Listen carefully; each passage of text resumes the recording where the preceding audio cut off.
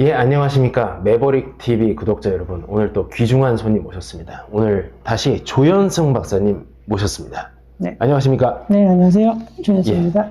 제가 저번 시간에 조현승 박사님 소개를 좀 부실하게 제가 드리지 않았나 생각이 돼가지고 오늘 다시 소개를 드리겠습니다. 저희 채널에 나오기 굉장히 어려운 분이고, 여러분들 요즘에 달란트 투자, 815, 신사임당, 웅달책방 이런 채널들 많이 구독하실 텐데, 이런 곳에서 평론가로 맹활약하고 계신 산업연구원 조현승 박사님이십니다. 특히 저희가 맨 마지막에 요 이명한 TV에서 저희가 또 몇 번 같이 방송을 했었죠. 네, 여러 가지 얘기를 했는데, 뭐 사실 이게 방송이라는 게 그렇습니다. 이게 뭐 대본을 쓰고 그 사람들이 뭐 그때그때 알고 싶은 이슈를 빨리 좀 해달라고 하는 경우가 많아서 우리의 평소 관심 주제라든지 중요한 이슈를 다루기가 어려운데, 오늘은 조현승 박사님께서 가상자산, 비트코인, 이더리움, 리플 이런 거에 대해서 상세한 어떤 얘기를 많이 풀어주실 것 같습니다.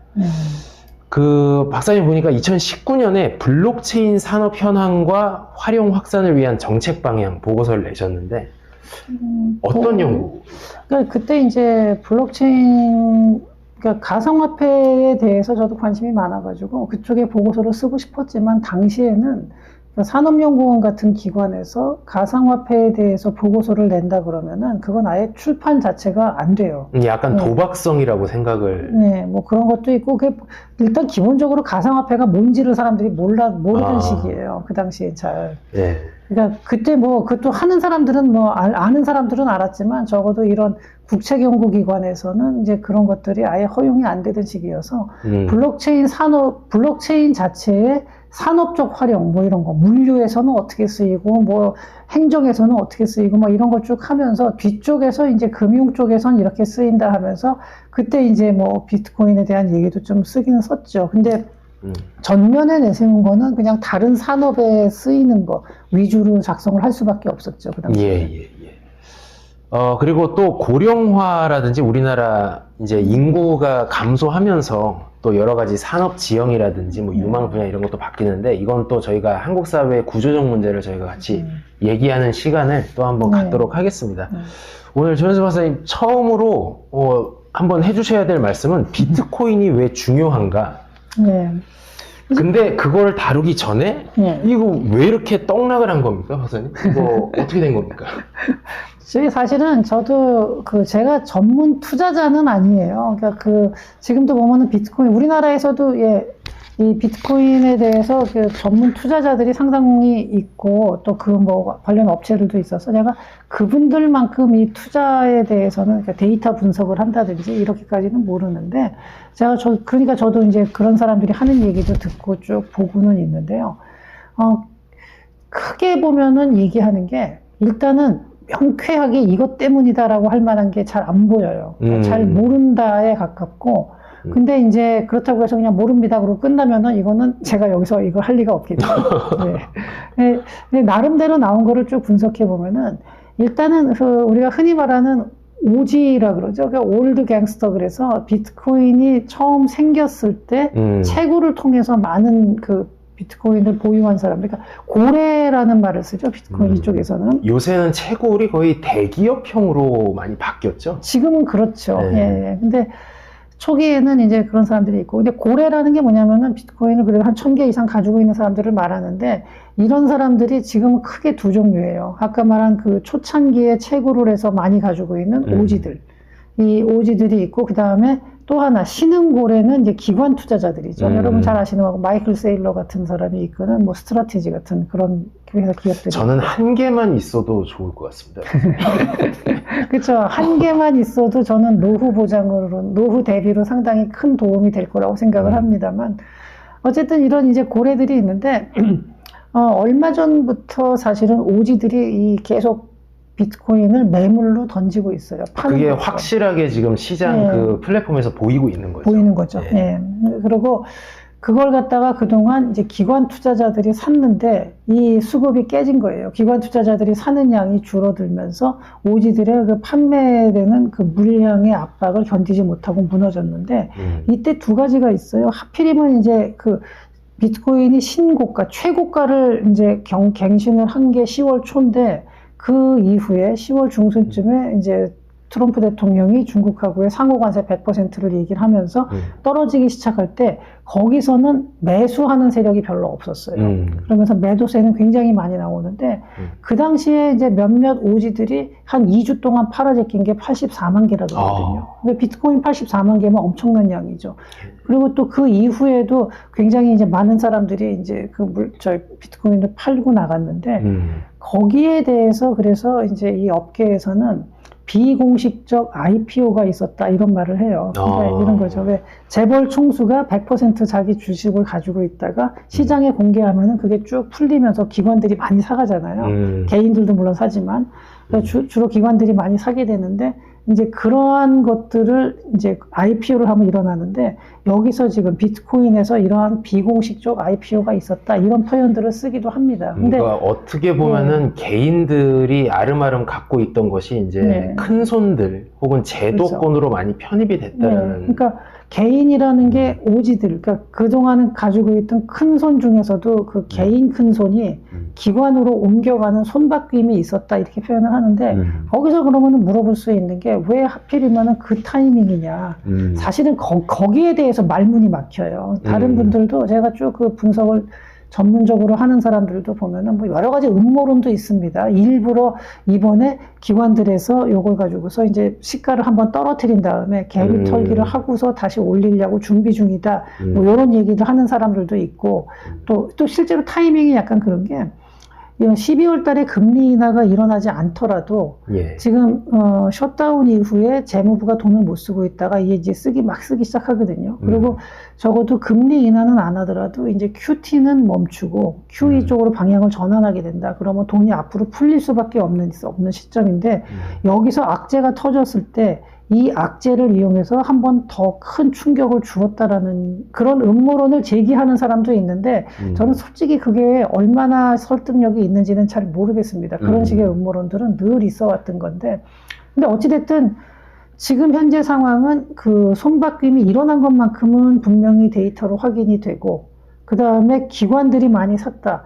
그래서 저는 오히려 이번에 큰 폭의 하락이 있었지만 그러니까 이거는 일상적인 하락이 아니에요. 일상적인 악재, 뭐 그 상호관세라든지 이런 거시 변수로 인해서 오는 악재가 이렇게까지 큰 추락을, 가격 하락을 이야기하지는 못하거든요. 근데 이번에 너무 커서 저는 뭔가가 뒤에서 움직임이 있는 건 확실한데 이거를 갖다가 저뿐만 아니라 이걸 전문적으로 분석하는 사람들도 명쾌하게 이것 때문이다라고 딱 집어서는 말을 못하고 있습니다. 뭐 그거를 누가 알았다고 하면은 뭐 어디 소속돼서 전문가로 명함을 팔고 다니지 않고 자기 운용사를 차렸겠죠. 그렇죠. 예, 그리고 이걸 갖다가 드러내놓고 얘기를 하지도 않을 거예요. 그런 걸 안다고 한다면은. 그리고 일각에서는 지금 채굴 비용이 개당 11만 불 정도 되니까 너무 비싸서 생태계가 지금 채굴하는 사람들도 없어지고 가격도 내려가는 이런 스파이럴? 혹은 박사님께서 말씀하셨던 것처럼 근데 그거는 꼭 일시적으로는 그럴 수는 있는데 그럼 자동 매매 체결 이런 것 때문에 네, 뭐 그런 것도 있고 그러니까 그거는 이제 폭을 키우는 거죠. 강제 청산이 많이 일어났거든요. 그러니까 레버리지 투자한 사람들이 이번에 이제 좀 더 견디면은 다시 올라갈 것 같은 생각을 하더라도 자기가 어쩔 수 없이 이렇게 프로그램 때문에 강제 청산당하는 경우가 많아요. 그러다 보면은 그래서 이 가상화폐 시장에서는 등락이 훨씬 더 주식시장보다 훨씬 더 폭이 클 수밖에 없기는 한데 이번에 일어난 일들에 대해서는 아직까지도 왜 그랬을까에 대해서 약간 의견이 엇갈립니다. 그리고 아까 좀 전에 그 채굴 비용을 말씀을 하셨는데 채굴 비용이 올라간다는 얘기는 공급이 줄어든다는 거거든요. 시장에 나올 수 있는 공급이 줄어드는 거기 때문에 그럼 오히려 상승 요소네요? 장기적으로는 그렇죠. 근데 단기적으로는 채굴 업체들이 수익성이 악화되면은 버티기 위해서 가지고 있던 매물을 팔기도 하니까 그것도 뭐 두 가지 효과가 다 있는데 장기적으로는 그거는 오히려 더 상승 효과가 되고 그리고 그 정도 가지고서 이렇게까지 이렇게 어마어마한 매물이 나오지를 않습니다. 그러니까 그런 거는 그 여러 가지 지금 합리적인 설명으로는 충분히 되지는 않고 뭔가 뒤에서 큰 일이 벌어진 것만큼은 분명하고 그나마 다행인 거는 지금 8만 선이 깨지는 듯 했었는데 그래도 지금 회복해서 한 8만 7, 8천을 왔다 갔다 하고 있는 상황이니까 일단은 요게 이제 확실한 반등인지 아니면은 여기서 한 번 더 하락을 할지는 좀 더 지켜봐야 되지만 네. 일단은 그렇게 급속한 하락이 한 번 멈추고 있는 지금 현재 멈춰져 예, 있는 예, 상태고 12월 달에 이제 그 여러 가지 거시 변수에 따라서 여기서 쭉 치고 올라갈지 아니면 한 번 더 조정이 올지 그걸 네. 한번 좀 이제 지켜봐야겠습니다. 예, 예. 뭐, 여러 가지 변수들이 있죠. 지금 금리도 있고, 지금 러우 전쟁도 있고, 그렇기 때문에. 근데 저희가 오늘 왜 갑자기 뭐 주식이랑 뭐 산업 이런 얘기 하다가 왜 비트코인이냐, 내가 전문가냐, 이렇게 말씀하실 수가 있을 것 같습니다. 근데 이 가상자산은 이따가 말씀드리겠지만, 이게 사실은 국제 결제망을 장악한다는 점에서 사실 국제정치와 떼기가 어려운 주제이기도 하고요. 또 많은 산업 분야를 어떻게 보면은 다 아우를 수 있는, 그리고 이따가 보면은 이게 통화라든지 환율, 통상 조건에도 상당한 영향을 미칠 수 있다라고 보고 있기 때문에 저희 연구소에서도 상당히 관심 있게 지켜보는 연구자분들이 많이 있다라는 거를 말씀드리고, 저희 조금 오늘 뭐 시황을 막 다루고 차트를 하고 상따를 하고 그런 게 아니라 조금 박사님하고 배우에 조금 심도 있는 그런 논의 좀 같이 한번 시장이 쉬어가는 김에 같이 말씀 나눠보면 좋지 않나 생각해서 앞으로도 코인 토크 지속적으로 방영해드릴 예정입니다. 예, 여기서 비트코인이 왜 중요한가를 이제 말씀드리려다가 최근 시황 얘기를 했는데, 봐서 이게 비트코인이 내재 가치, 본질 가치가 도대체 뭡니까 이게? 사실 본질 가치라는 거는 이제 한번 제가 법정 화폐 있죠. 우리가 예. 쓰는 뭐 1,000원짜리, 뭐 10,000원짜리, 아니면 뭐 미국 달러 중에서도 100달러짜리 지폐가 있다 네. 그러면 거기에 그러면 내재적인 가치가 뭐냐 이렇게 물어봤을 때 사실 내재적인 가치는 없습니다. 이런 얘기가 네. 있죠. 사람들이 Federal Reserve에 대해서 네. It is not federal and there is no reserve. 이거 연방 기관도 아니고 리저브도 없다라는. 그러니까 이게 금태환 끝나고 나서 네. 닉슨이 금으로 안 바꿔주고 나서 이렇게 사실 지금 부동산 가격이 거의 미쳤다라고 할 정도의 지금 한 5년, 7년 동안에 한 서울의 주요 지역이 3배, 4배가 다 오른 것 같아요. 근로 의욕도 많이 꺾이고. 제가 들어보니까 요즘에 이제 겨울에 관리비가 많이 나오지 않습니까? 이제 관리비, 국민연금 받아서 관리비 내면 딱 맞겠다라는 그런 얘기도 나오고 있어요. 그래서 인플레가 너무 심해서, 그러니까 한마디로 박사님께서 말씀하신 것처럼 법정화폐에 대한 신뢰가 무너지고 인플레가 세기 때문에 이거를 할 수밖에 없는 그런 상황. 이 디지털 골드라고 하는 것에서 사람들이 많이 비트코인에 대해서 관심을 갖고 있는 것 같습니다. 예. 일단은 사람들이 아까 제가 내재 가치에 대해서 말씀을 드렸는데, 달러나 그러면 다른 각국의 법정 화폐는 무슨 내재 가치가 있냐 할 때 가장 먼저 떠오르는 답변은 그거는 정부가 보증하는 거 아니냐 이렇게 말씀을 해요. 물론 보증을 하는데 과연 그러면은 그 보증하는 화폐라는 게 계속 값어치를 유지하느냐를 한번 생각을 해봐야 돼요. 아까 경희권 박사님이 말씀하신 대로 근본이제를 이제 미국에서 포기한 이후에 보면은 화폐 발행량은 계속 늘어나고 인플레이션은 계속 증가해 왔습니다. 네. 그리고 그게 이제 또 초창기에 이제 닉슨 쇼크가 있었을 때 그 직후에는 그래도 어느 정도까지는 뭐 이렇게 지키려고도 노력하고 뭐 이런 식으로 하면서 2000년대 초반까지 왔지만 어떤 위기가 터져서 2008년도 금융위기 같은 게 한번 터지고 나면은 그때 이제 돈을 갖다 엄청나게 풀어대거든요. 예. 미국의 부채도 1980년에는 GDP 대비 부채 비율이 한 30% 정도 됐었고, 그게 이제 2000년대에 들어왔을 때 한 60% 됐다가 2008년을 지나면서 거의 100%가 되고, 코로나를 겪으면서 120%를 넘어가요. 이런 식으로 됐을 때 과연 내 화폐 가치가, 그러니까 화폐가 사라진 건 아니지만 그 화폐 가치가 온전하게 유지됐느냐. 달러 자체가 크기가 줄어들진 않죠. 하지만 내가 가지고 있는 100달러짜리의 지폐가 있다고 할 때 그 가치가 그러면은 과거에 비해서 어떻게 됐느냐를 보는. 그러니까 한마디로 돈이 그냥 녹아내리는 거죠. 그렇죠. 예.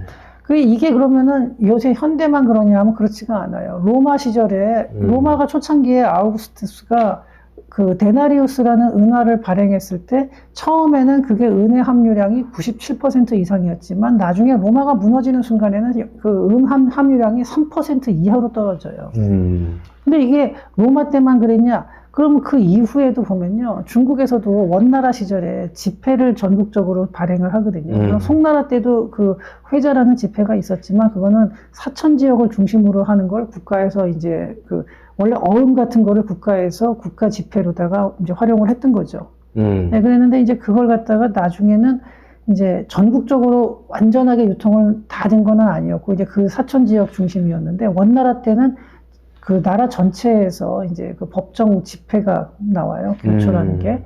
근데 그 집회가 처음에는 금하고 은 태환이었습니다. 제가 고등학교 때 세계사 선생님이 그런 말을 해요. 그 몽골 사람들이 싸움은 잘했지만 국가 통치라든가 경제에 대한 관념이 없어가지고 돈을 필요하면 막 집어내면 된다고 생각해가지고 막 집어냈다 그러는데 그거 아닙니다. 원나라 사람들이 그 돈에 대해서는 정확히 알고 있었어요. 왜냐하면 그 전에 금나라도 인플레이션으로 국가 경제가 무너지는 걸 봤고 송나라도 그랬거든요. 근데 송나라도 그러면 그거 몰라서 그랬냐? 그게 아니죠. 전쟁을 하고 이러다 보니까 자금이 부족한데 그 자금을 어쩔 수가 없기 때문에 계속해서 통화를 증발한 거예요. 원나라가 그래서 처음에는 그러한 것을 봤기 때문에 인플레이션의 부작용을 정확히 알고 있었고 그래서 금하고 은퇴환을 했는데 이게 문제는 뭐냐면은 제국이 자꾸 커지는 거예요. 그리고 중앙아시아 쪽에 있는 유목민족들 같은 경우에는 지폐가 활용이 안 돼요. 안 받아요.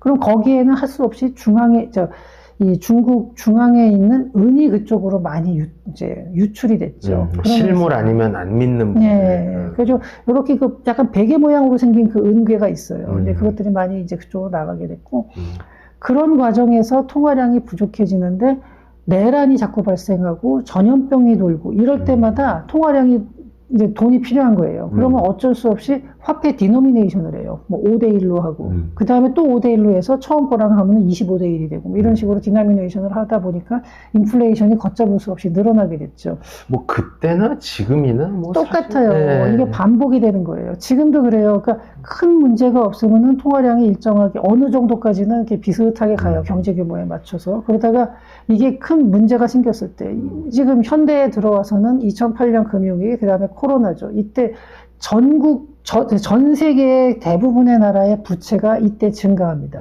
굉장히 빠른 속도로 이때 증가를 하게 돼요. 그래서 우리나라가 그걸 겪지를 않았거든요. 코로나 때는 물론 통화 증발이 많이 있었지만 2008년도에는 거의 증발이 없었죠. 네, 그러다 보니까 사람들이 그걸 잘 못 느꼈는데 전 세계의 부채가 엄청나게 증가한 게 바로 그 시기입니다. 예, 어떻게 보면은 큰 일이 생기기를 바라는 사람들이 있는 건가? 이런 생각이 왜냐면 인플레이션이라는 게 사실은 부의 재분배에 상당히 영향을 많이 미치잖아요. 그렇죠. 없는 사람들을 네. 그냥 낙오시켜버리는 그런 효과가 있지 않습니까? 저 같은 사람들. 근데 제가 여기서 조금 더 연결해서 얘기를 예. 하자 그러면은 그러다 보니까 이 부채가 이제 자꾸 늘어나는데 이 비트코인이 나오게 된 게 바로 이러한 이유예요. 그러니까 그 전에도 이런 얘기들이 있었거든요. 그러니까 그때 2008년도에 양적 완화를 통해서 월스트리트를 살렸을 때 그 미국에서도 그런 말을 했어요. 월스트리트를 살렸지만 메인스트리트를 죽였다. 네, 이렇게 얘기를 했는데 그런 와중에 이제 그 말하자면 컴퓨터 쪽에 이 약간 오타쿠들끼리 모여서 중앙정부, 사람이 통제하지 않는 통화를 한번 만들어서 우리끼리 사용해보자라는 움직임이 사실은 2000년대 초반부터 나오기 시작해요. 이제 정부가 끼고 있어서 정치권의 영향을 받는 화폐를 벗어난 화폐를 만들자라는 얘기가 2000년대 초반부터 있었고 실제로 이골드라는 게 먼저 나와서 그게 실물 거래가 된 적이 있는데 정부에서 저건 불법 화폐다 그래서 금지를 시켜서 사라져요. 그러고 나서 2008년 이후에 이제 특히 2008년이 굉장히 중요한 해예요. 그때 그렇게 돈을 갖다가 쫙 뿌렸어요. 그래서 파산하는 회사들한테 막 금융회사들한테 돈을 갖다가 그렇게 지급을 했는데 거기에 있는 CEO들이 막 수십억씩 받아가면서 인센티브를 챙기면서 그리고 회사 파산하고 있는데 이런 일들이 벌어진 거예요. 그러니까 여기에 대한 반발로 이제 그 커뮤니티가 커지고 힘을 얻은 거예요. 그러면서 제가 보니까 역시 세상은 잘나고 볼 일이라는 그런 생각이. 네. 너무 모럴 해저드로 빠지는. 죄송합니다. 말씀 끊어가지고. 네. 그래가지고 이 사람들이 그래서 그때 이제 비트코인 커뮤니티가 생기고 이때부터 시작을 했죠. 그러면서 처음에는 장난 같았어요. 저도 비트코인이라는 게 처음 2010년대 초반에 처음 저도 접했죠. 기사로다가. 물론 그 전에 이제 만들어졌지만 2012, 13년쯤 제가 처음 저도 그 비트코인이라는 말을 들은 게 아마 그쯤 됐던 것 같은데 그때는 보고 저 아무도 보증을 안 해주는 거를 어떻게 믿지? 이 생각을 했거든요.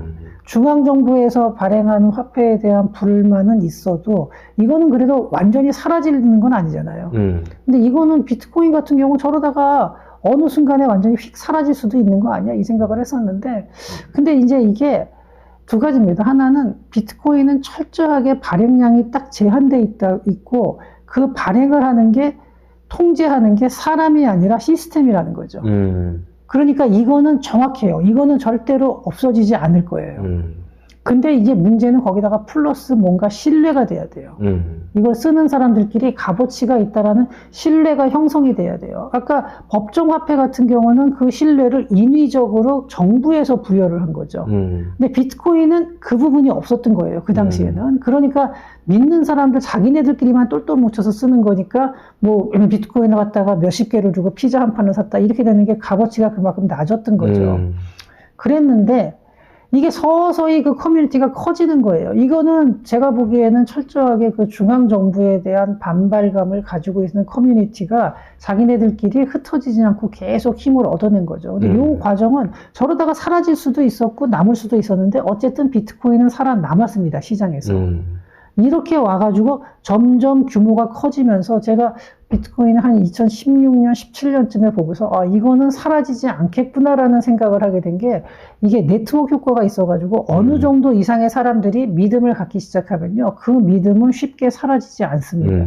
그래서 비트코인이 시장에서 살아남게 된 거고 나중에 이제 그게 정부에서 ETF로 승인을 하는 순간에는 이거는 이제 정부에서 법적인 그 제도권 안으로 들어온 거기 때문에 이제는 이거는 확실하다. 이제 그런 느낌을 받았고 저도 이제 그때 비트코인을 처음으로 사게 됐습니다. 예. 그래서 지금 이제 비트코인에 대해서 저희가 조금 학구적으로 이제 생각을 좀 해보면 여기 이제 조현승 박사님께서 오늘 자료를 많이 준비해 주셨는데 이거를 아직까지 뭔가 디지털 금이다.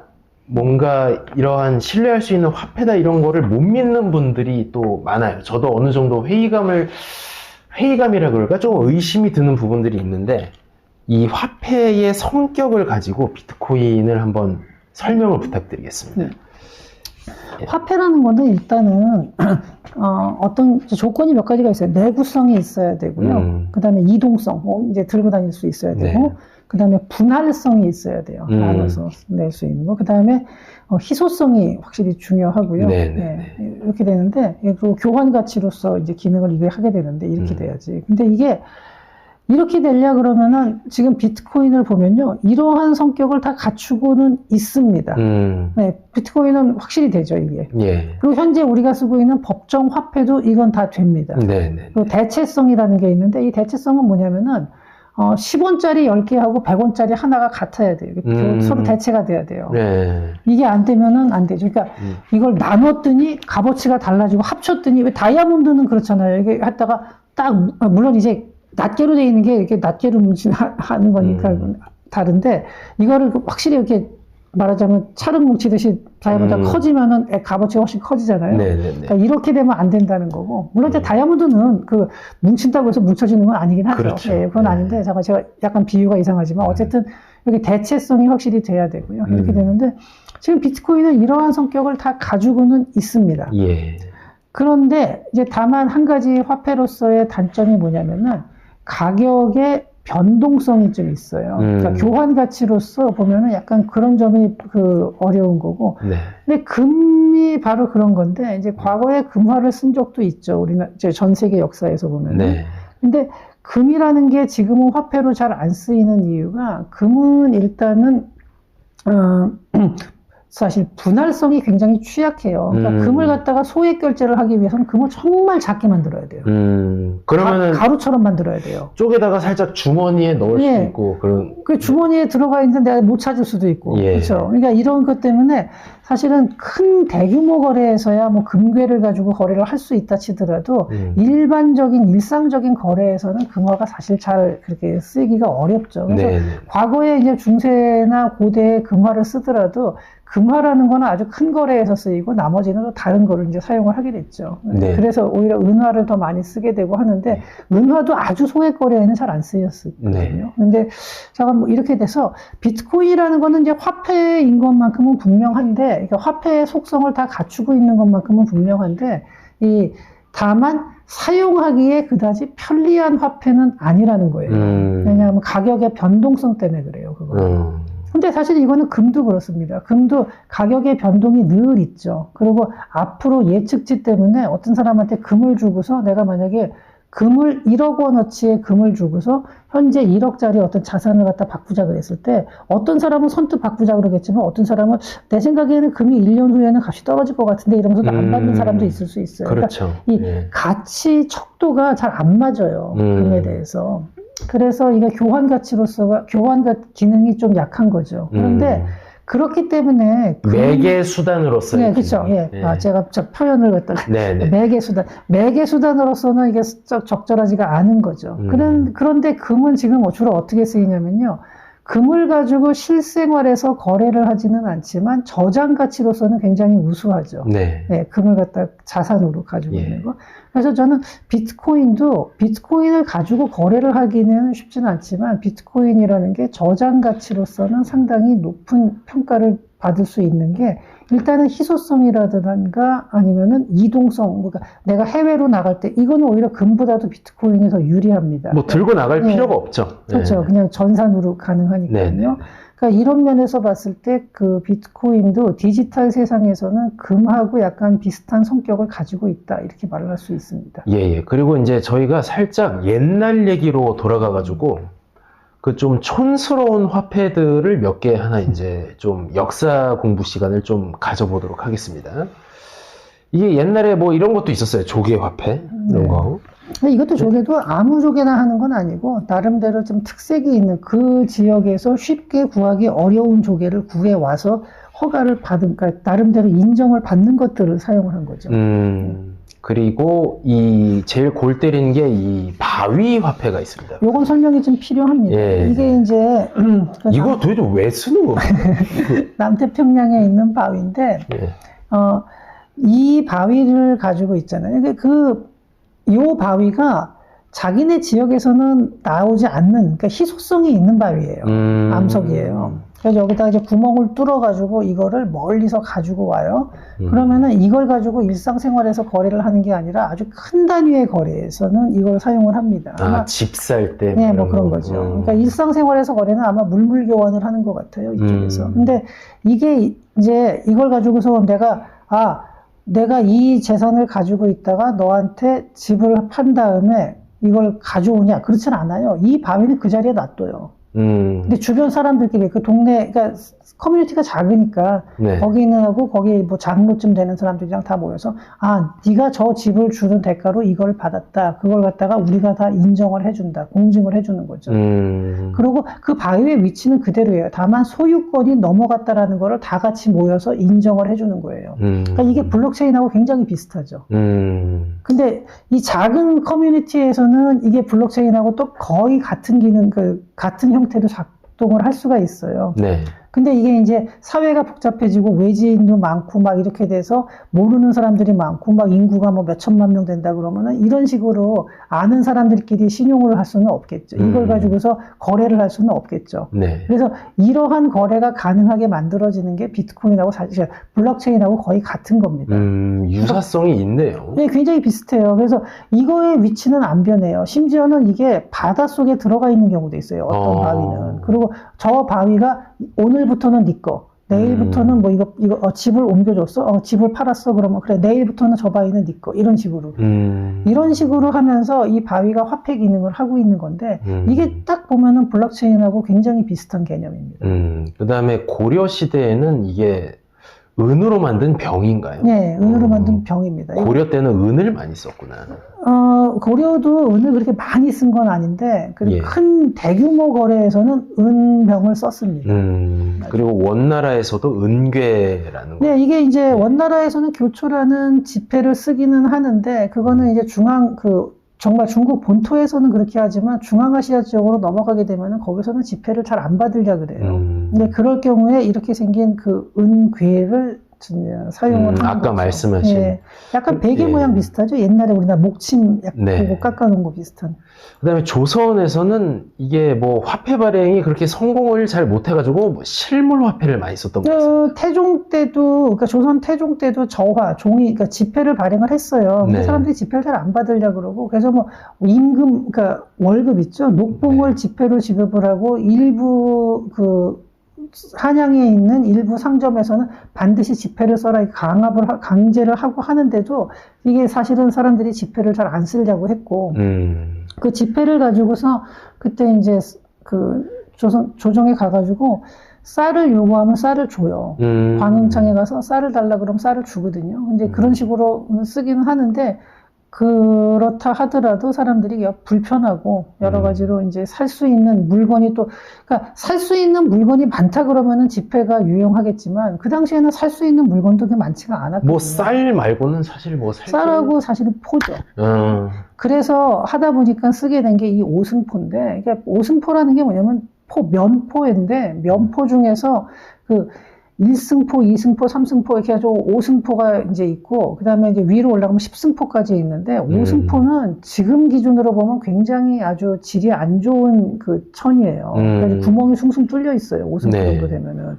근데 그나마 5승포는 그래도 한 몇 겹 되면은 옷을 만들 수 있는 정도고, 그 밑으로 와서 3승포나 뭐 1승포 이렇게 되면은 그런 거는 사실은 걸레로 쓰기도 힘든 정도로 질이 낮은 건데, 그 추포라고 불렀거든요, 그런 거를. 근데 그런 추포도 나중에는 돈으로 써요, 시장에서.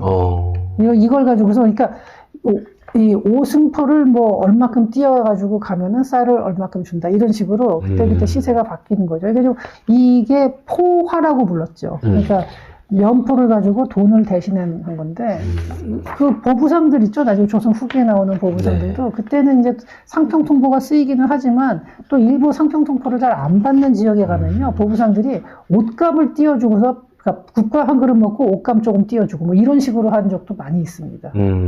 그 다음에는 이 화살, 이게 세조 때 만든 건데, 전패라는 건데요. 이건 네. 뭐냐면은, 태종 때 만들었던 돈이라, 그 당시에 조선에는 구리광산이 없었거든요. 네. 그러다 보니까 이 구리를 수입해오고 하는 것도 굉장히 힘들었어요. 근데 요즘에 사극 보면은 조선시대 뭐 호텔도 있고 뭐도 있고 다 한 거 같아요. 그게 다 거짓말입니다. 네, 그런 거 없어요. 조선시대 때, 그러니까 조선 후기에 가야지 겨우 이제 몇 개 객주 같은 게 생기는데, 그것도 진짜 사극에 나오는 거랑은 전혀 다른 게, 보통 일반적인 객주 같은 경우는요, 커다란 방에서 수십 명이 한 군데서 자요.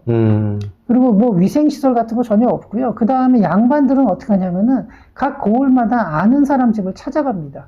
관료들은 이제 관청에 가서 요구를 해가지고 관청에서 알아봐줘요. 그리고 그러니까 이제 그때 친척들이 중요한 거예요. 뭐 가면은 어느 고을에는 누구 아는 사람 있다 그러면 그 집 가서 하루 자고 이런 식으로 가는 거지.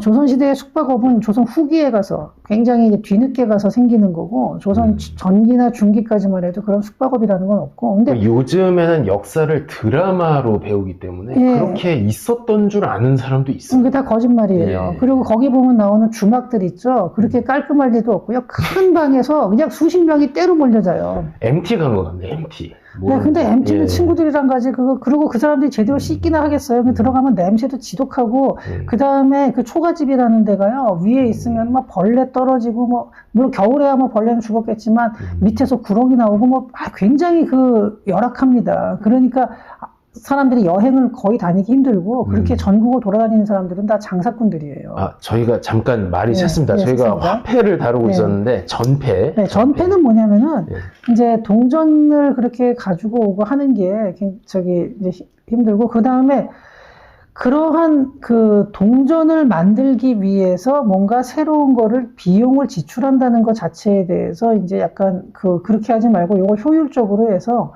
전쟁이 나면 화살로 쓰고 평소에는 동전으로 이걸 가지고 돈으로 쓰면 어떠냐. 아, 나름 합리적인 생각입니다. 그런데 이렇게 되잖아요. 전쟁이 나도 그럼 화살을 안 쏴요. 화살촉을 빼죠. 그리고 빈 화살촉 쏘고 어디서 다른 데서 이게 화살을 구하려고 하겠죠. 그리고 적이 쳐들어오면은 화살촉 뺀 다음에 도망가겠죠.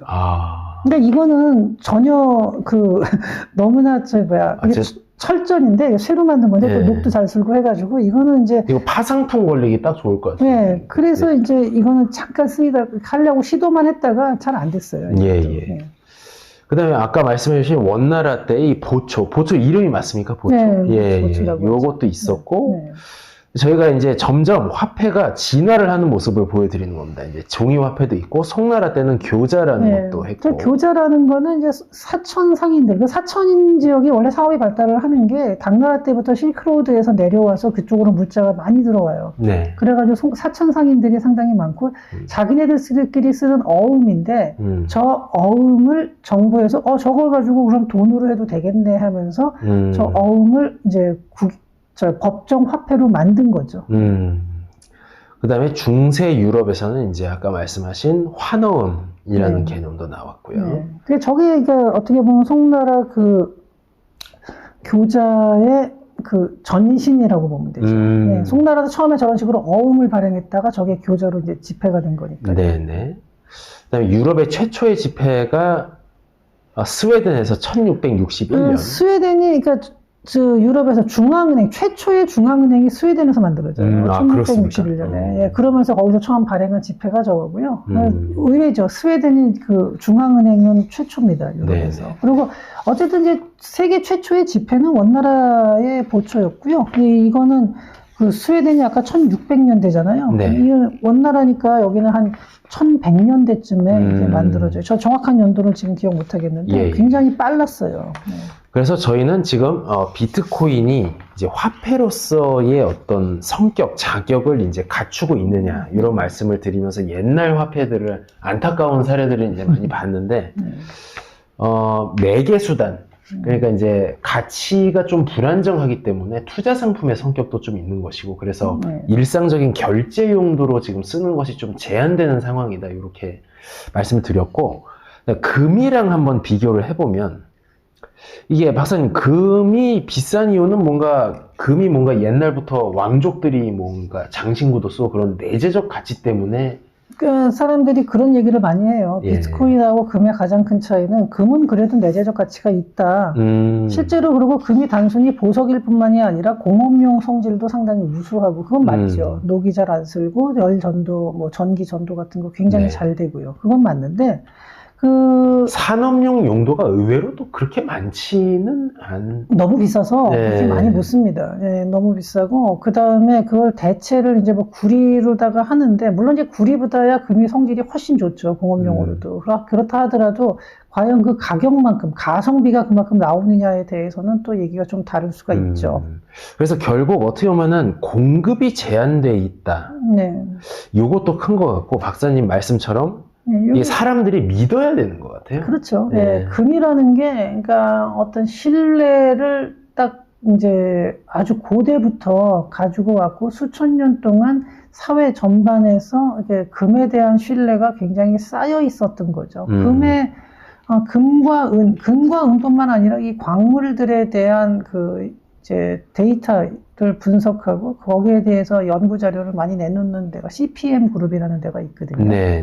여기서 금의 가공수요라는 건 뭐냐면요. 보석 플러스 공업용 유수입니다. 그러니까 공업용으로 사용되는 거하고 보석, 이 두 가지를 갖다가 다 합쳤을 때 금의 가공수요를 한번 여기 그래프를 보시면은 알겠지만요. 조금 작아서 그런데. 그러니까 그러니까 밑에 이제 진한색으로 되어 있는 게 가공수요입니다. 근데 가공수요 중에서 보석류도 있고 전자제품, 그리고 치과, 보석류, 보석류도 두 종류로 나눴는데 뭐 이것도 어떻게 나눈 건지 모르겠고요. 네네. 그다음에 하나는 이제 기타 산업이라고 해가지고 뭐 기타는 뭐 그 외에 무슨 전자제품 외에도 뭐 다른 데도 많이 조금씩은 쓰이거든요. 도금을 네. 해가지고 뭐 녹을 방지하다 이런 데도 예, 쓰이긴 하는데 이걸 보시면은요. 2000년대에 들어와서 금의 가공 수요는 오히려 약간 줄었어요. 그런데 금값은 어떤가요? 엄청나게 올랐죠. 엄청나게 올랐죠. 네. 그러면은 금의 내재적 가치 때문에 금값이 오른 걸까요? 아니면은 단 저장 가치 때문에 오를 걸까요? 이거는 너무나 명백한 거잖아요. 그러니까 금이라는 게 가격이 저렇게까지 많이 오를 수 있었던 거는 금의 내재적 가치 때문이 아니라 금에 대한 어떤 신뢰, 금의 저장 가치로서의 금에 대한 수요가 높아졌기 때문인 거죠. 은도 비슷한 것 같습니다. 그렇죠. 은도 비슷하죠. 오히려 근데 가공 수요는 은이 더 높아요. 예. 여기 그래프를 보시면 이제 진한 색으로 파란색, 초록색, 하늘색 이렇게 돼 있는 게 사실상 은이 금보다는 가격 상승 폭이 그렇게 높지 않았기 때문에 생산량도 많고 상대적으로 그렇지만 가공 수요는 은이 더 많이 늘었습니다. 더 빠르게. 왜 그러냐면은 태양광이라든지 이런 배터리 이런 데에 들어가는 은의 수요가 많아요. 근데 2000년대에 들어와서 그쪽에 생산량이 늘어나면서 은에 대한 가공 수요가 굉장히 늘었습니다. 근데 그럼에도 불구하고 은의 가격은 2000년대에 들어와서 금의 가격보다 덜 상승했죠. 그 얘기는 뭐냐면요. 금이건 은이건 모든 광물이 다 그렇겠지만 이 실물 가치보다는 저장 가치에 의해서 크게 영향을 받는다는 거예요. 저거 갖고 있으면은 괜찮다. 아무리 정부가 돈을 많이 찍어내도. 그럼 저장 가치가 뭔지를 한번 생각을 해보셔야 돼요. 저장 가치라는 거는 뭐냐면요. 그냥 글자 그대로 돈의 베이스가 되는 거예요. 그러니까 여기서 제가 이제 그래프를 하나 박사님 주신 걸 갖고 왔는데, 그러니까 이렇게 이해하면 됩니다. 돈이 녹아내린다. 정부가 갑자기 돈이 배 있었는데 1000을 찍었다. 그러면은 돈을 갖고 있으면은 그냥 인생이 날아가는 건데, 금, 은, 그리고 앞으로는 비트코인을 갖고 있으면 올라간다. 이런. 그렇죠. 그렇게 되면 금이나 은 같은 경우도 그렇게 가격이 올라가게 되는 가장 큰 이유는 역시 법정 화폐의 가치가 그만큼 내려가기 때문인 거예요. 그리고 경제 규모가 커지는 거에 비해서 저장할 만한 수단이 다른 데에 그만큼 나타나지 않았다는 거고 저장 가치가 될 만한 그런 어떤 수단이. 그래서 비트코인의 가격을 한번 쭉 그동안 지나온 가격을 살펴보시죠. 2017년 말에 보면은 이때 1513만 뭐 이렇게 돼요. 1500만 원은 조금 넘었어요. 그렇게 저렴했었나요? 근데 그때만 해도 비트코인 처음 출연했을 때 진짜 뭐 피자 바꿔 먹고 이런 거 해서 하나에 1500만 원 이러면은. 그렇죠. 이때도 거품론 나왔었고요. 이러다가 조금 떨어지면은 겉봐라 비트코인이 이제 금방 사라진다. 이런 코인쟁이들 다 망했다. 이 얘기는 여태까지 제가 한 10번 이상 들었습니다. 이때부터도. 그리고 실제로 2018년에 쭉 떨어졌다. 2019년에 보면은 387만 원까지 떨어져요. 그러니까 이거 1,500만 원에서 380만 원. 이제 좀 있으면 저거 그 영원대 이렇게 얘기를 하고 있었거든요, 사람들이. 근데도 불구하고 그 비트코인을 꾸준히 들고 있었던 사람들이 많아요. 많진 않죠. 비율을 보면. 어쨌든 근데 정말 그런 사람들이 꽤 있어요. 이 사람들이 오지예요. 올드 갱스터들. 그리고 정말 고집스럽게 쭉 들고 있다가 이게 팍 치고 올라온 게 2021년도쯤 되는 걸로 알고 있고, 그러니까 2021년도 11월에 8,100만, 8천 한 거의 200만 원 가까이 되네요. 이렇게 올라갔었거든요. 이때 이제 이렇게 올라갈 때도 근데 중간에 한 번도 꺼졌어요. 이게 막 6천만 원 갔다가 3천만 원 될 때도 이제 곧 명언된다. 그 다음에 또 다시 8천만 원 갔다가 또 쭉 떨어져서 2022년 말에는 2,100만 원. 그러니까 거의 4분의 1이 된 거거든요. 그 이거 보면 좀 있으면 이제 영원된다.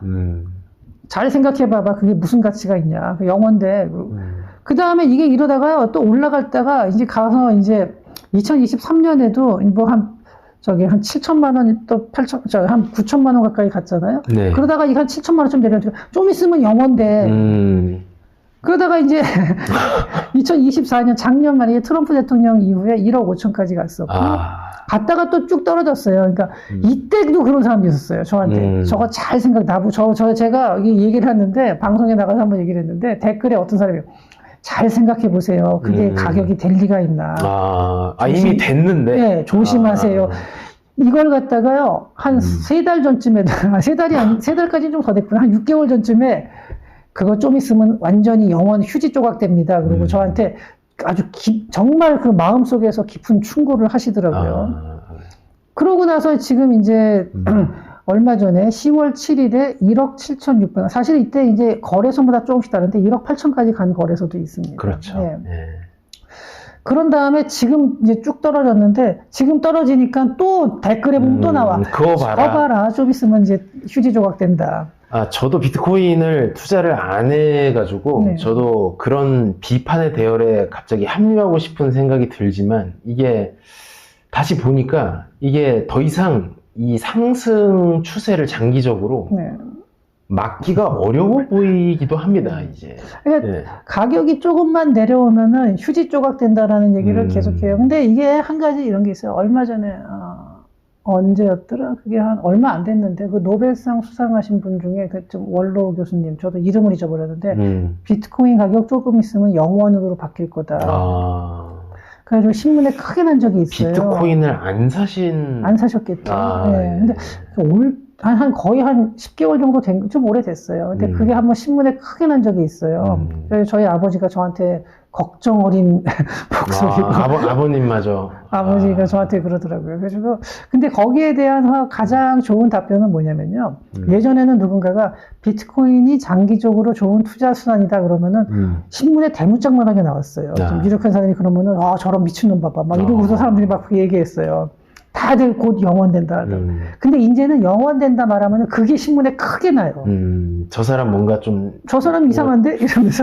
근데 맛이 간 것 같다. 근데 그 교수님도 올해 한 중반쯤에 와서는 자기 생각이 틀릴 수도 있다라고 다시 한번 입장을 바꿨어요. 그러니까 이게 네트워크 이펙트가 지금 가속화되는 시점으로 온 게 아닌가 싶습니다. 저희가 나중에 이더리움하고 리플, 이렇게 각 그 코인 자산에 대해서 특성과 그런 원리들을 설명하는 시간을 가질 건데, 수량이 어떻게든 제한되고, 아무도 못 풀고, 그걸 어떻게 믿어?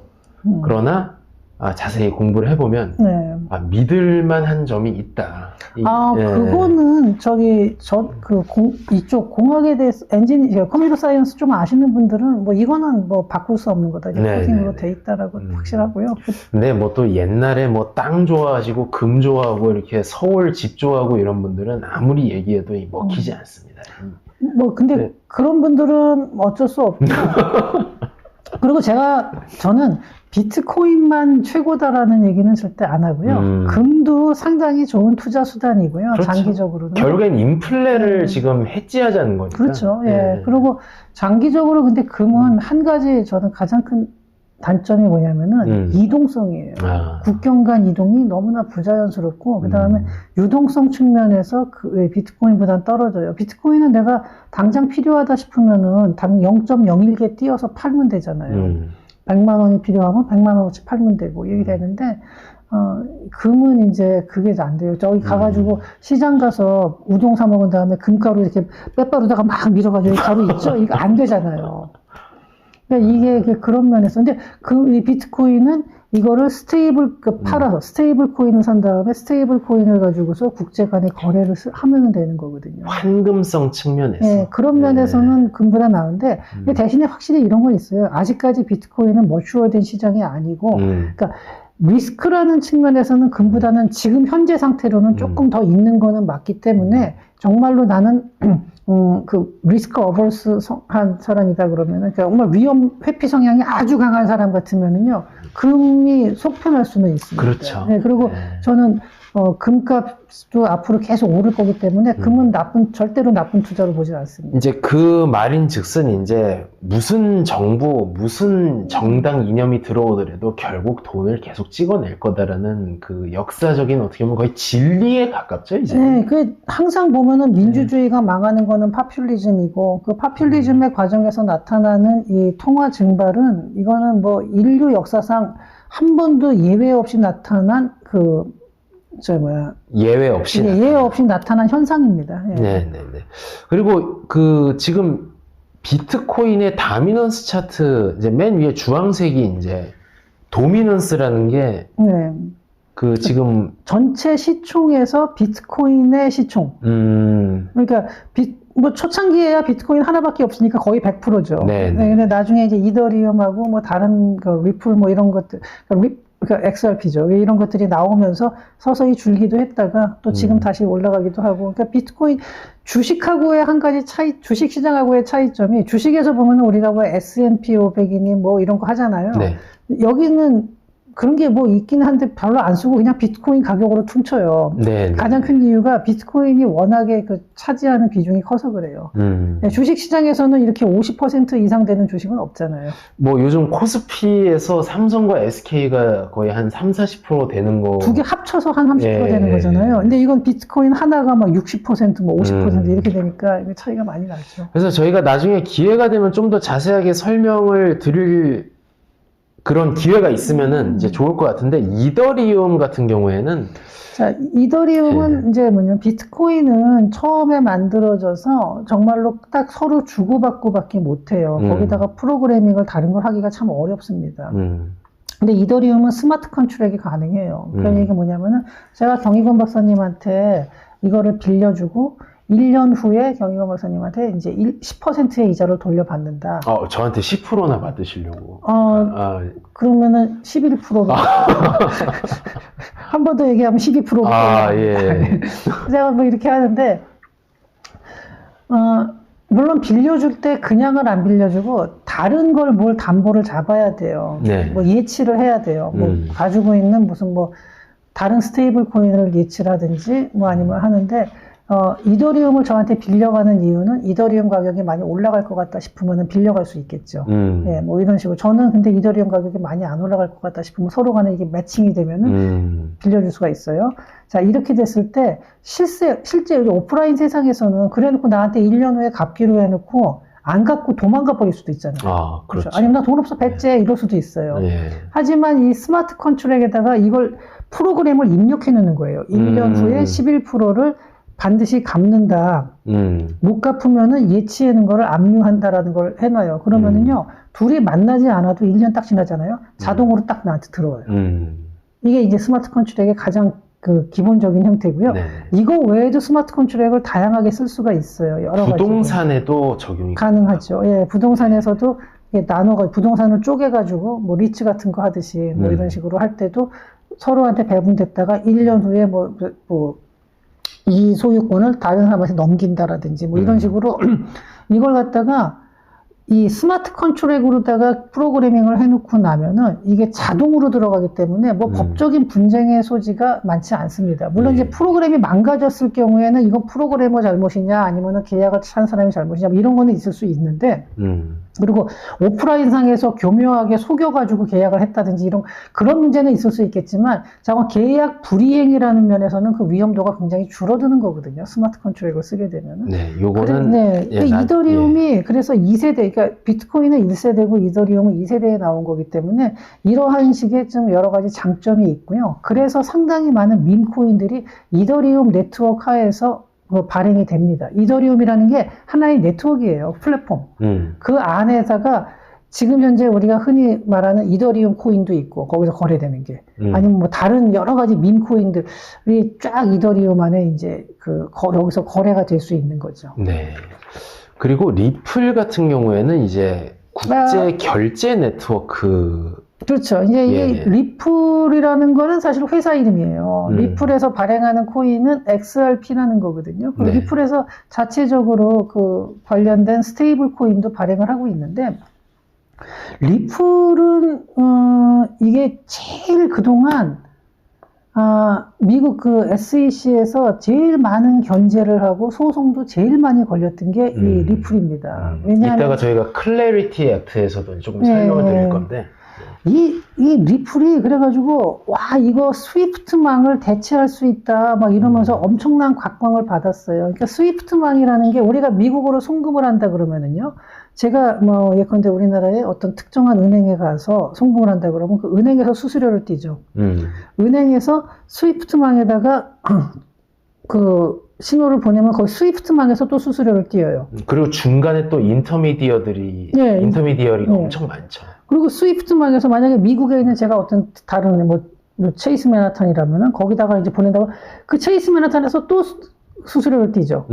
체이스 맨하탄에서 이제 받는 사람 수취인이 가져가면 거기서 또 이제 수수료를 띄어요. 이런 식으로 단계가 굉장히 많아요. 그리고 제가 미국으로 송금하면은 당장 못 받고 며칠 걸리잖아요. 하루 이틀 걸리잖아요. 네. 그 송금을 한 다음에. 근데 이 리플이라는 거는 이 스위프트라는 게 하나의 그 네트워크망이잖아요. 이 스위프트망에 전 세계에 막 수만 개의 은행들이 가입을 해가지고 여기에 접속을 하고 있는 상태예요. 그래서 스위프트망은 가운데서 이렇게 그러니까 거래를 이어주는 플랫폼인데 이 리플이라는 네트워크 자체가 스위프트망을 대체할 수가 있어요. 기술적으로 충분히.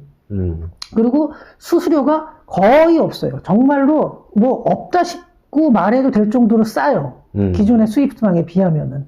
뭐 전혀 없는 건 아닌데 물론 굉장히 싸요. 그리고 속도도 보내고 나면 얼마 안 걸려서 금방 들어가요. 그러니까 이게 물론 이런 건 있죠. 그런데도 대규모 거래라든지 뭐 은행 이런 데 저기 막 기업들 그래서 하는 초대형 거래 같은 경우는 그래도 수십 년 동안 쌓아놓은 스위프트망의 신뢰성 때문에 그 정도의 비용과 시간을 지불하더라도 스위프트망을 당분간은 계속 쓰겠지만 소액 거래 같은 경우 그리고 은행 계좌가 없는 사람들 있죠. 우리는 그나마 은행 계좌를 다 가지고 있잖아요. 우리나라에서는 전 세계에 은행 계좌 없는 사람이 30%가 넘습니다. 거의 40% 가까이 돼요. 제3세계에 가면은. 근데 나이지리아 무슨 뭐 아니면은 뭐 우간다 이런 나라에 있는 그것도 수도쯤 되면 모를까 그것도 아니고 어디 이상한 시골에가 있잖아요.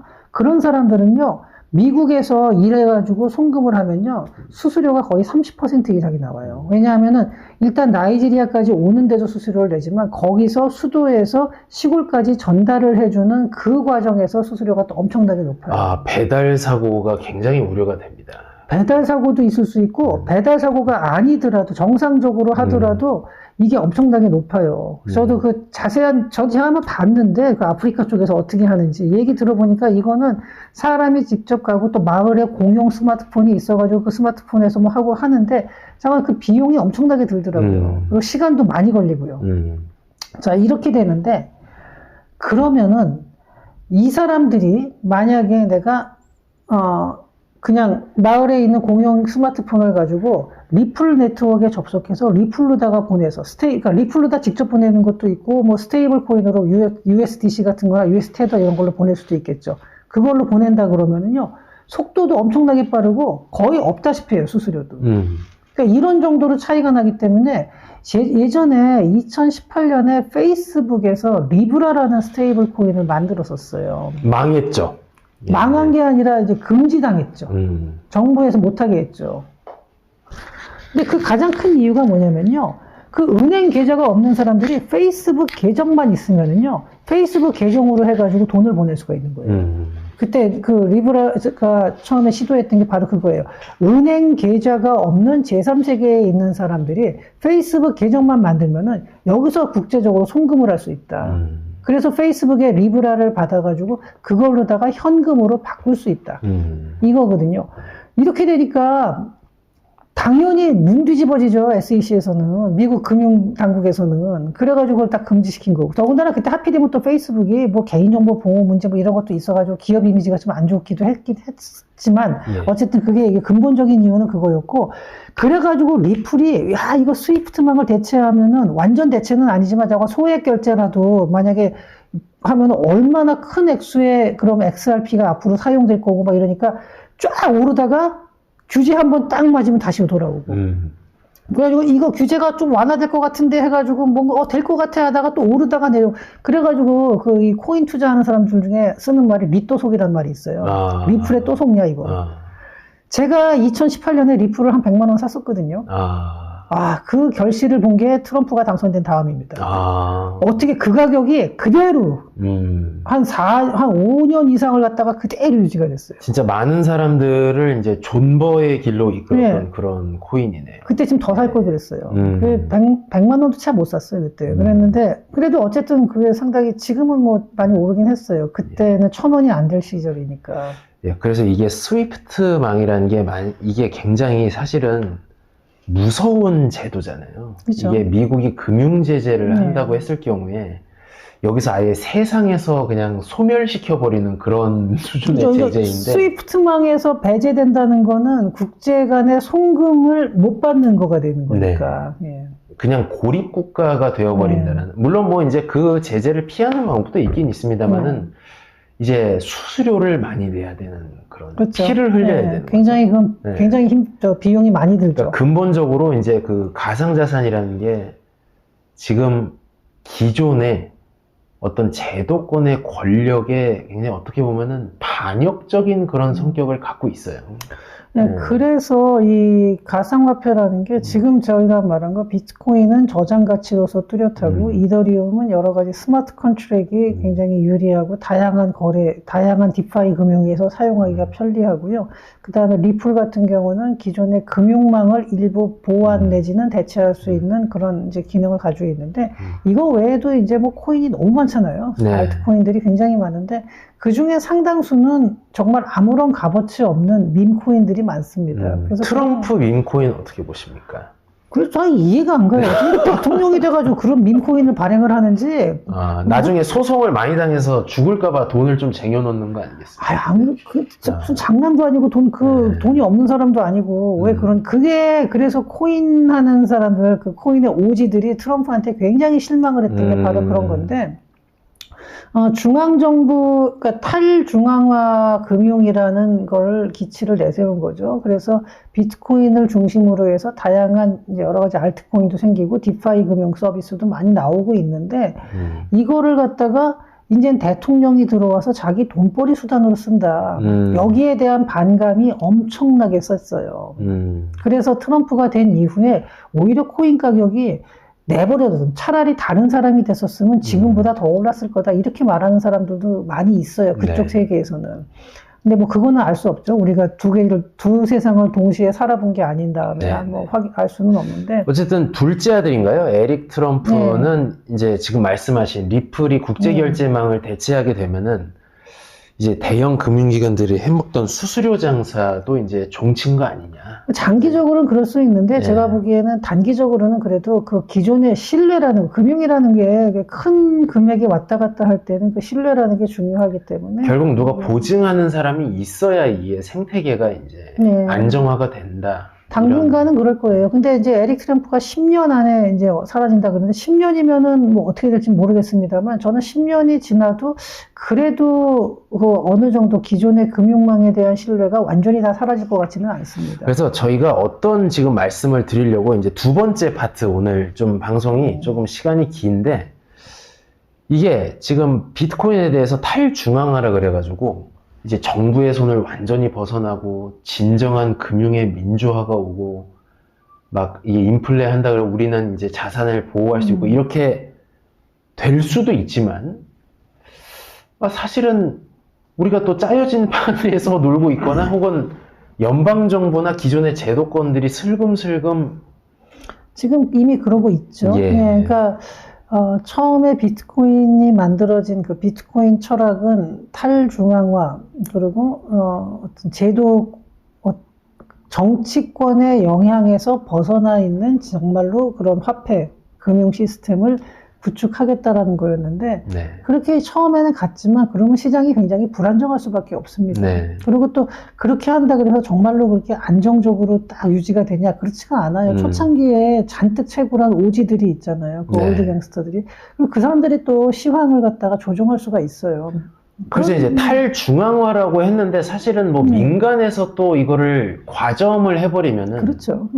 갖고 놀 수가 있는 거죠. 세상에 완전한 탈중앙화라는 건 없는 거고 그럼 뭐 오지들이 가지고 있으면 괜찮냐 이것도 한번 생각을 해봐야 돼요. 저희가 공유지의 비극처럼 이게 뭐 플랫폼이나 이런 매개 수단이 그냥 완전히 뭐 아무도 주인도 없고 뭐 그렇다. 거의 뭐 그냥 개판 5분 전이 그렇죠. 될 수도 네. 있는. 그 안에서 갖가지 뭐 사기, 그러니까 창조적인 사기가 굉장히 많이 나올 수밖에 없고, 이제 그러다 보면은 시장이 안정화되고 규모가 어느 정도 커지면은 제도권으로 흡수되는 거는 어쩔 수 없는 일입니다. 약간은 아이러니하죠. 근데 예.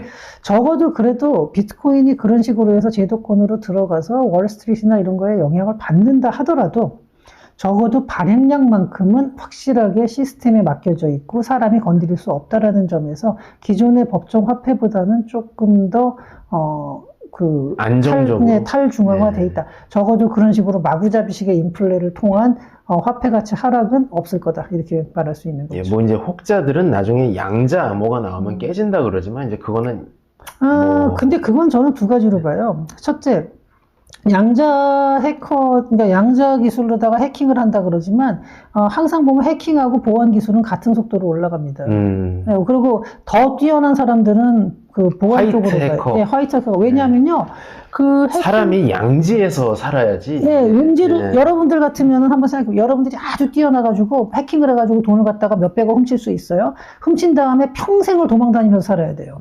어디 밖에 돌아다니지도 못하고, 어디 방 안에 구석에 앉아가지고, 그 첩보 영화 보면 나오잖아요. 몰래 가서 음식도 몰래 이렇게 숨겨먹고, 방 안에서 나가지도 못하고, 사람들 파티할 때도 불러가지고 지들끼리마다 잘못하면 재수없으면 걸려가지고 잡히고, 그럼 평생 감옥에 썩는 건데, 그런 위험을 감수할 건지, 아니면은 돈 많이 받고, 안전하게, 화이트 해커에도 돈을 많이 받아요. 자, 이게 첫 번째, 저는 이 기술은 같이 가는 거기 때문에 오히려 보안 기술이 먼저, 양자 보안 기술이 더 먼저 나간다고 보고, 두 번째는 그렇게 해킹을 할 수 있으면 그냥 다른 은행을 털면 되지 왜 힘들게 블록체인을 털고 있습니까? 네, 그리고 이 두 가지 측면에서 봤을 때 저는 양자 기술에 대한 걱정은 너무 안 하셔도 될 것 같습니다. 예, 어쨌든, 결국에는 어느 정도 제도권으로 이제 편입되는 수순으로 가고 있는데, 그 중에서 이제 최근에 가장 이슈가 되는 게 이제 스테이블 코인인 것 같습니다. 이게 이제 지니어스 액트, 뭐 다들 아시겠죠? 이제 뭐 미국 국채나 현금성 자산으로 이제 1대1 백업을 해야 되는 건데, 이 스테이블 코인 랭킹을 보시면은 거의 뭐 테더 USDC가 90% 정도 점유율을 차지하고 있는 것 같아요. 나머지는 뭐 별로 힘을 못 쓰고요. 예. 앞으로도 좀 이 둘 중심으로 가고 나머지는 좀 틈새 시장에서 살아남는 정도가 되지 않을까 싶습니다. 예, 그래서 미국 연방정부에서 이제 가상자산 3법 작년 여름인가요? 네. 이제 그 코인 위크가 있었는데 지니어스 액트만 지금 상하원을 다 통과했고 지금 클래러티 액트랑 엔타이 CBDC 액트 이 두 개는 이제 상원에서 올 상반기였죠? 아마 예, 상법이 예. 나오고. 예. 작년이 아니라 올해 여름. 올 상반기인데 이게 이 클래리티 액트는 이제 그 가상화폐의 성격을 좀 규정하는 거예요. 이게 증권이냐, 가상화폐냐, 가상자산이냐 이거에 대해서 여기에 이제 항상 보면은 걸렸던 게 리플이었죠. 왜냐면은 이 증권이라는 건 뭐냐면 내가 그 주식을 사면은 그 발행기관의 활동에 따라서 거기서 수익을 내는 거에 따라서 내 수익이 같이 연동이 되는 거는 증권이거든요. 비트코인 같은 경우는 그렇지가 않죠. 이건 순수한 가상 자산이죠. 그거는 시장의 움직임의 수요 공급에 의해서 가격이 결정되는 거고. 그러니까 그런 면에서 봤을 때 리플은 약간의 증권의 성격을 가지고 있었어요. 근데 그러다가 나중에 뭐 법적에서 나온 게 그때 뭐 기관에서 리플사로부터 직접 대량으로 매입한 거는 증권이고 이 가상화폐 시장에서 거래된 개인 간의 거래는 뭐 주식이 아니라 가상자산이다. 이런 식으로 약간 이상한 해석이 나왔었는데 이제 클래리티 액트에서 이제 그런 걸 명확히 하는 거죠. 그래서 앞으로 아마 이제 리플도 그래서 그런 문제에서 다 벗어나고 그러니까 상당히 가격이 많이 오른 거고요. 예, 그러니까 요게 이제 간단하게 이제 뭐 설명을 조금 드리면은 이제 사실은 뭐 이니셜 코인 오퍼링 뭐 이런 신규 발행에 대해서는 이제 증권거래위원회 SEC가 이제 주로 관할을 하고 이미 상장이 되고 블록체인이 머추어 어느 정도 블록체인 생태가 갖추어졌다고 하면은 그거는 상품 선물 거래위원회의 관할로 들어가는 그렇게 이제 관할을 좀 명확히 하는 법이다 이렇게 좀 보시면 될 것 같고 이것도 자세한 내용과 파급 효과는 다음 시간에 좀 다뤄드리기로 하고 사실 거기까지는 아마 일반 개인 수준에서 구태 찾아볼 건 아닌 것 같고요. 그리고 이제 중국이랑 좀 다른 게 이제 가상자산 3법 중에 이제 통과가 어떻게 될지 뭘 좀 바뀌어서 될 수도 있는데 요게 지금 연방준비은행에서 중앙은행 발행에 가상자산을 만들지 말라는 지금 법안이 지금 그렇죠. 요거죠. 예, 예. 엔타이 CBDC 액트. 예. 요게 중국은 디지털 위안으로 이미 그 네. 정부가 독점해서 발행을 하고 있습니다. CBDC라는 거는요, 전자 토큰이라고 보시면 됩니다. 약간 네. 극단적으로 표현한 겁니다. 예, 이거는 예, 약간 예. 극단적이고, 근데 중국 같은 경우는 완전히 통제를 어느 정도 하려고 하는 나라이기 때문에 미국에 비해서 네. CBDC를 활용을 하는 거고, 미국 같은 경우는 CBDC를 지금 만들 필요가 전혀 없는 거죠. 그래서 이제 그렇게 민간의 혁신으로 간다라는 지금 데이빗 섹스, 네. 예, 코인자르의 그런 의지가 명확하죠. 그다음에 이 지니어스 액트가 사실 셋 중에 제일 중요합니다. 근데 지니어스 액트에서도 다른 거를 뭐 다 알 필요는 없어요. 이런 법적인 내용은 딱 하나만 아시면 됩니다. 미국 달러 기반 스테이블 코인을 발행하기 위해서는 미국 국채를 그만큼 매입해야 된다. 그러니까 미국 국채와 패깅을 해야 된다는 거예요. 아, 이게 상당히 그 함의가 깊은 네. 그런 내용인데 이따가 스티븐 미란 얘기하면서 좀 더 네. 자세하게 다루고요. 이제 현황 조금 살펴보고 이제 사실 이제 마무리를 슬슬 해야 되는 네. 시간인데 디지털 위안도 이제 나와 있습니다만은 이게 국제 결제 규모로 보면은 이게 사실은 서방권의 점유율이 굉장히 높아요. 이제 기존의 통화, US 달러랑 유럽이 이제 한 70% 정도, 중국이 한 4, 5% 정도를 차지를 하고 있는데, 스테이블 코인은 거의 95%가 지금 미국 점유율을 갖고 있단 말이죠. 그렇죠. 네. 그래서 지급 결제 측면에서 달러의 어떤 점유율이 온라인 가상자산 시장에서 더 늘어날 것 같고, 예. 그래서 흔히 요새 그런 얘기를 많이 해요. 달러 패권 시대가 저무는 거 아니냐, 이런 말을 하지만, 저는 그 법정화폐로서의 달러 패권은 과거보다 위상이 확실히 약해졌다라는 점은 저도 그렇게 생각을 하는데, 하지만 달러 경제권, 특히 스테이블 코인을 활용한 달러 경제권의 위상은 앞으로, 오히려 지금보다 더 강화될 가능성이 높다라고 봅니다. 예. 그리고 저희가 이제 이거에 관련해가지고 사실은 연방준비제도의 이게 한 4번 정도 시도 만에 이제 지금 현재 체제가 들어왔고, 그 전에는 사실은 각각의 민간은행들이 자유발권을 하는 시대가 있었단 말입니다. 그렇죠. 근데 지금 되돌이켜보면 닉슨이 금태환을 중지를 한 다음에 이제는 금이 아니라 연준에 그냥 달러를 기초자산으로 해서 JP모간이라는 전통금융권, 뭐 빅테크 플랫폼, 뭐 디바이스를 만드는 회사들이 각자의 장점을 가지고 스테이블 코인을 발행할 수 있는 그렇죠. 그런 시대로 와 있단 말이에요. 그래서 과거 역사 얘기를 또 박사님하고 한번 해보고 싶었는데 오늘 조금 저희가 직장을 다니다 보니까 시간이 부족해서.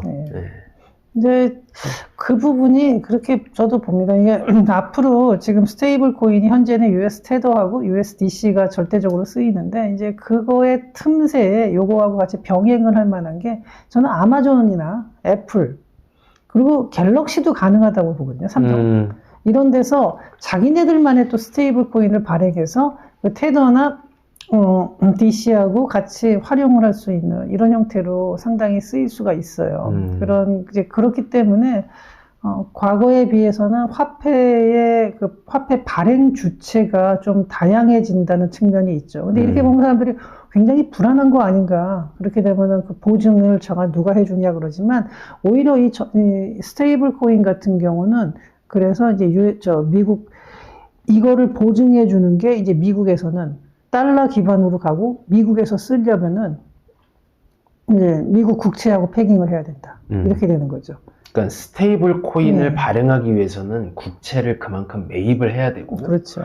전 지구적인 지금 지급 결제 시스템, 전통적인 주권의 영역으로 여겨졌던 그런 결제망을 민간 기업들이 하려고 하기 때문에 엄청난 돈이 필요할 건데, 그럼 그 말인즉슨 엄청난 규모의 빚을 미국이 추가로 더 질 수 있다라는 함의를 갖게 되는 거죠. 그런데 그렇게 되면요, 미국 국채에 대한 수요가 그렇게 늘어나기 때문에 미국 국채 이자가 확 떨어질 겁니다. 그렇죠. 바로 그게 지금 스티븐 미란이 얘기하고 있는 그래서 이제 예. 트럼프 행정부에서도 미국 국채 부담을 줄이는 방법으로 스테이블 코인을 적극적으로 활용을 하려고 하는 거죠. 예, 예. 요게 이제 채권에 대해서 다들 뭐 잘 아시지만 이게 채권 가격과 이자율이 사실은 이게 반비례 관계 아닙니까? 네. 근데 채권에 대한 수요가 엄청나게 몰려들어가지고 가격이 뛰면 결국 조달 금리가 낮아진다는 얘기가 그렇죠. 되는 거죠. 예. 이제 스티븐 미란이 왜 이거를 강조를 하냐면 이 사람은 지금 이제 미국이 만성적으로 제조업 상품무역 수지를 계속 보는 게 달러 및 달러로 표시된 부동산이나 주식 이런 자산들이 준비 자산이라서 미국이 아무리 개판을 치든 말든 그 준비 자산 가격이 계속 올라가니까 고환율이 유지되니까 계속 수출 단가에서 손해를 많이 본다. 이거를 해결하려면 관세만으로는 안 되고 금융적인 좀 기법을 써야 되는데 그 중에 하나가 사실은 스테이블 코인의 어떤 전 세계적인 확장이 아닌가. 이렇게 그렇죠. 좀 네. 보고 있는 것 같습니다. 근데 그걸 더 넘어서는 게 뭐냐면요. 스테이블 코인이 많이 쓰이게 되면요. 이제 각 기존의 각국의 법정 화폐 활용도가 지금보다 낮아져요. 저 같아도 안 쓸 것 같아요.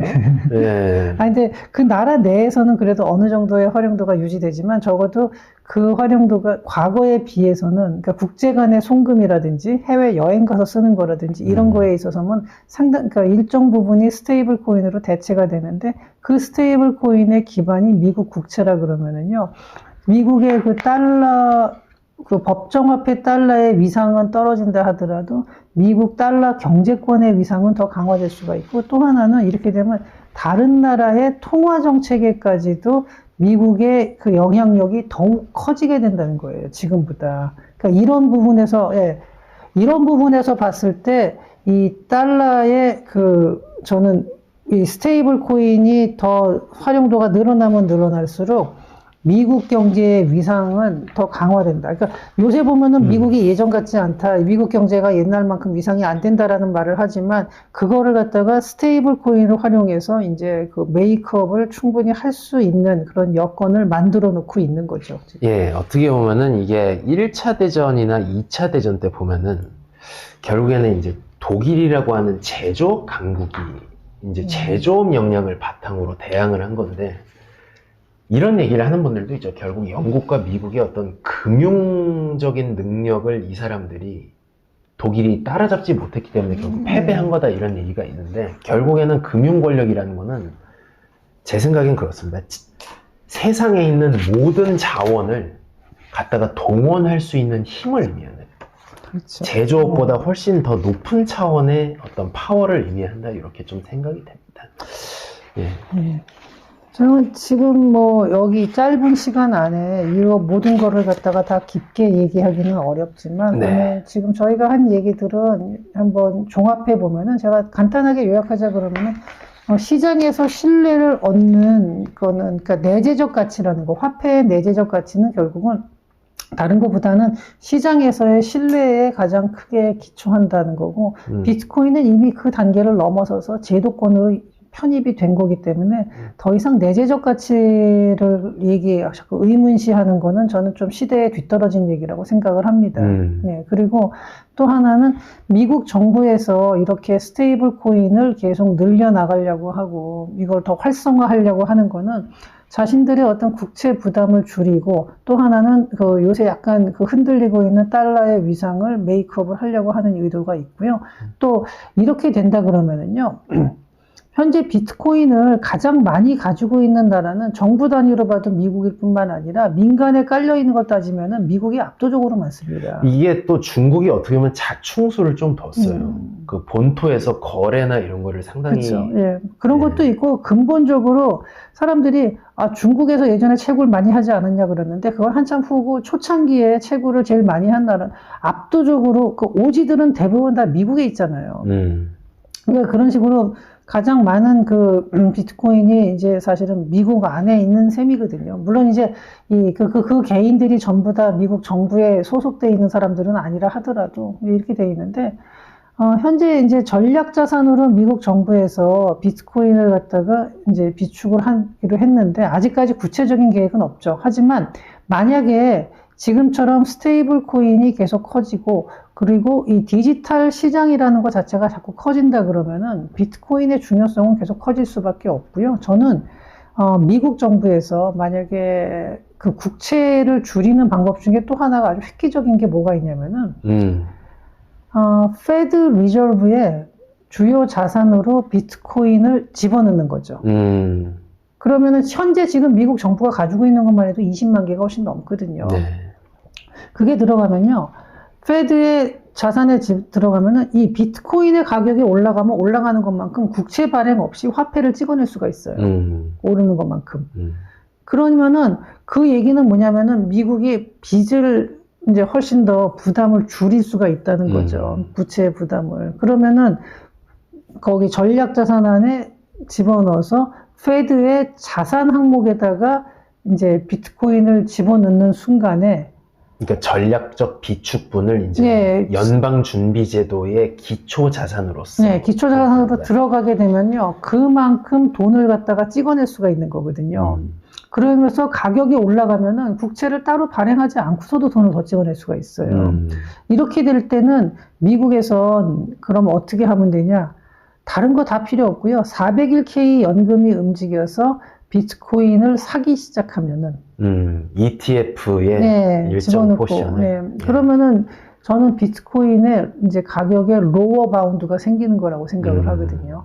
떨어지면 그걸 방어를 하기 위해서 계속 매입을 할 테고 미국에 401k가 들어가면은 일본이나 독일이나 뭐 우리나라나 연금들 다 같이 들어갈 겁니다.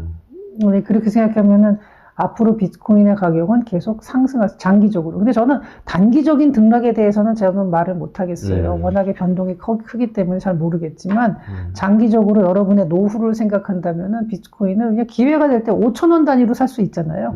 5,000원씩 돈 생길 때마다 그냥 돼지 저금통에 동전 넣듯이 조금씩 사는 거를 저는 강하게 추천드립니다. 예, 저희 채널이 사실은 이제 조현수 박사님은 잘 모르시겠지만 책임지지 않는 방송입니다. 그러나 네. 책임지지 않지만 저희가 동행하는 채널이다. 네. 저도 비트코인 많이 샀습니다. 뭐 저희가 책임은 안 지지만 이렇게 말씀은 드릴 수 있습니다. 여러분이 비트코인은 손해를 보면 우리도 같이 간다. 네. 이거는 확실하게 말씀드릴 수 있을 것 같고요. 그리고 저희가 꼭 코인뿐만이 아니라 뭐 코인베이스라든지 뭐 어떤 컴플라이언스 레벨이 높은 제미나이 스페이스 스테이션이라든지 이런 코인에 관련된 어떤 종목들도 상당히 다채로운 얘기들이 있거든요. 그러니까 창업주들이 누구랑 어떤 관계를 갖고 있다 이런 것부터 시작해가지고 그래서 그런 내용들을 가지고 다음 시간에 또 코인 토크 찾아뵙도록 하겠습니다. 오늘 또 긴 시간 조현승 박사님 수고해 주셨는데 혹시 뭐 마지막으로 한 말씀 하실 게 있으실까요? 좀 전에 마지막으로. 예. 예, 오늘 긴 시간 시청해 주셔서 감사합니다. 여러분들 앞으로 코인 투자에 도움이 되시길 바라면서 오늘 방송 이만 마치도록 하겠습니다. 시청해 주셔서 감사합니다. 감사합니다.